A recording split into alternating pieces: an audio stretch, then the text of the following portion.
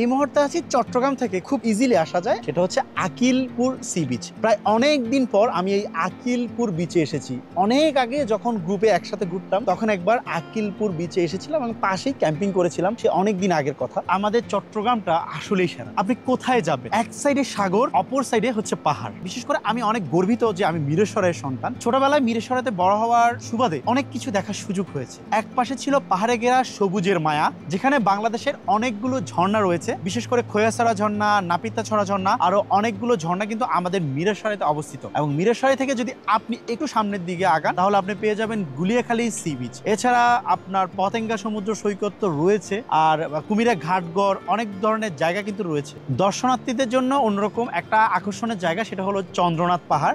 চন্দ্রনাথ পাহাড় অনেক দিন যায় না, আমি চিন্তা করলাম যে চন্দ্রনাথ পাহাড় যাব। আজকে মূলত আসা হয়েছে একটা কর্পোরেট কাজ করার জন্য। পাশেই হচ্ছে কুমিরা ঘাট শিপ ব্রেকিং ইয়ার্ড, এখানে অনেক ধরনের শিপগুলোকে ব্রেক করে স্ক্র্যাপের অনেক ধরনের কাজ করা হয়। এটা কিছু কর্পোরেট কাজ করার জন্য মূলত আজকে এসেছিলাম। তো হঠাৎ করে ক্যামেরার পিছনে আছে বন্ধু সাজ্জাদ, সে আমাকে বললো আকিলপুর চলো। তো আমি চিন্তা করলাম আকিলপুর তো খুব কাছে, প্রায় 700 মিটার হাঁটার পর আমরা আকিলপুর বিচে আছি। আমরা পাশের একটা দোকানে অর্ডার করেছি, আমরা নুডলস খাবো। সকালে তেমন একটু কিছু খাওয়া হয়নি। আর বিচ্ছিন্ন এলাকা জুড়ে পুরোটা হচ্ছে আকিলপুর বিচ। এটাকে বলা যেতে পারে লোকাল কমিউনিটি বেস একটা ট্যুরিজম প্লেস। আসলে বাংলাদেশের মানুষ ওভাবে অ্যাডভেঞ্চার বা অ্যাক্টিভিটি করার মতো ওরকম প্লেস নেই। এত মানুষ ব্যস্ততার ভিতর কোথায় যাবে? তো এখানে আশেপাশে যারা আছে তারা হচ্ছে আকিলপুর বিচ নয়তো বা বাঁশবাড়িয়া সমুদ্র সৈকতে যায়, আবার যারা শহরের কাছে আছে তারা হচ্ছে পতেঙ্গা সমুদ্র সৈকতে যায়। তো সবকিছু মিলিয়ে আসলে এটা একটা ট্যুরিজম সেক্টরের অন্যতম একটা সেক্টর হতে পারে যদি সরকার এটাকে একটু সদিচ্ছা পোষণ করে, রাস্তাগুলোকে একটু সুন্দরভাবে করে এবং পর্যটকদের যদি একটা সুন্দর সিকিউরিটি ব্যবস্থা করা যায়, এই জায়গাগুলো আরো টুরিস্ট বান্ধব হবে। তো বন্ধুরা, আজকের এই শর্ট ভিডিওটা এখানে শেষ করছি।